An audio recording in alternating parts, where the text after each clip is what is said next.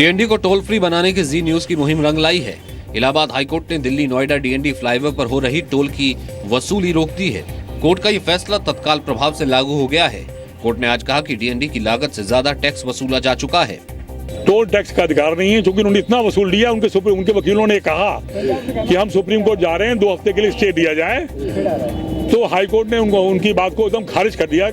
उनका नहीं, हम आपको कोई स्टे 1 दिन का नहीं देंगे, 1 घंटे का नहीं देंगे। केंद्र सरकार के मंत्री और गौतम बुद्ध नगर से सांसद महेश शर्मा ने कहा है कि डीएनडी फ्लाईवे का टोल फ्री होना आम आदमी की जीत है। महेश शर्मा ने जी न्यूज को उसके अभियान की कामयाबी पर बधाई दी है।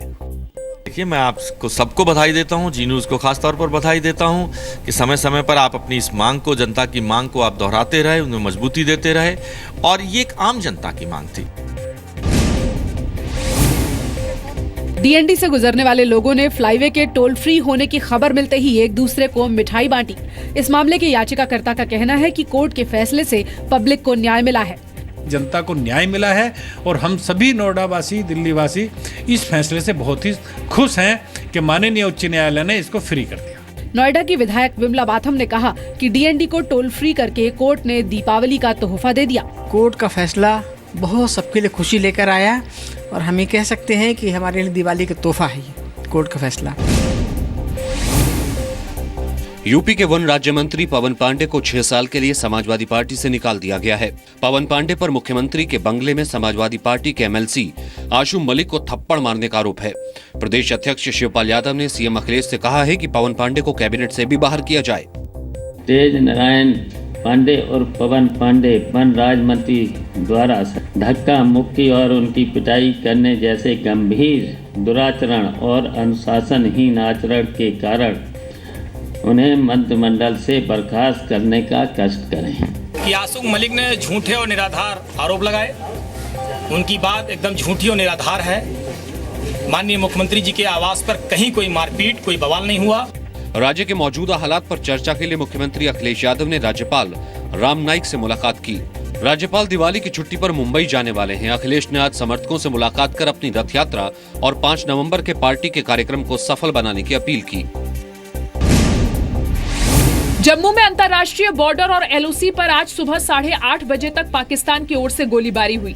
आरएसपुरा सेक्टर और नौशेरा सेक्टर में मंगलवार सुबह 10 बजे गोलीबारी शुरू हुई थी। पाकिस्तान की ओर से फायरिंग में 10 भारतीय नागरिक घायल हो गए हैं। बॉर्डर के पास कई गांव से लोग पलायन कर रहे हैं। सर, हम जा रहे हैं इधर अपने जहाँ भी आप लोग जा रहे हैं, कोई सेफ जगह पे, वहाँ पर रहेंगे, कोई अपनी सेफ रखेगी अपने डंगरों के लिए। अंतर्राष्ट्रीय बॉर्डर पर बीएसएफ ने मंगलवार को जवाबी कार्रवाई में 3 पाकिस्तानी सैनिकों को मार गिराया। बीजेपी नेता और कांग्रेस के पूर्व मुख्यमंत्री बीएस येदियुरप्पा को बड़ी राहत मिली है। बेंगलुरु के सीबीआई कोर्ट ने उन्हें रिश्वतखोरी के एक मामले में बरी कर दिया। येदियुरप्पा के अलावा उनके 2 बेटों, दामाद और 9 दूसरे आरोपियों को भी कोर्ट ने बरी किया है। येदियुरप्पा पर आरोप था कि उन्होंने गैरकानूनी तरीके से खनन का लाइसेंस दिया और इसके बदले 40 करोड़ रुपए की रिश्वत ली। Today's order by the Honorable CBI Court comes to be as a relief.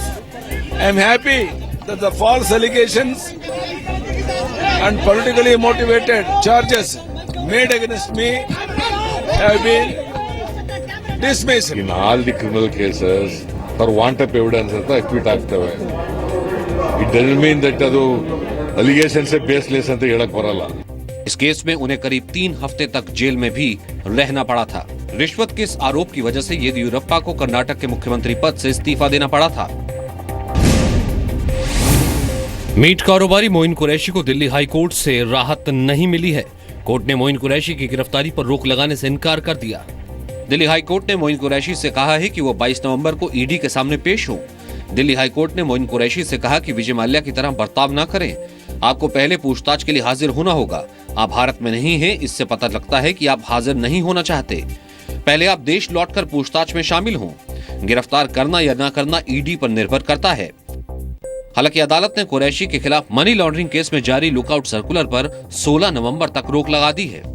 इससे पहले ईडी ने मनी लॉन्ड्रिंग के केस में मोइन कुरैशी को समन जारी कर अगले हफ्ते तक पेश होने के लिए कहा था। मोइन कुरैशी के अलावा उसकी पत्नी और बेटी को भी समन जारी किया गया है। मोइन कुरैशी पर टैक्स चोरी और हवाला कारोबार का आरोप है। जी मीडिया ने सबसे पहले मोइन कुरैशी के हवाला कारोबार का खुलासा किया था।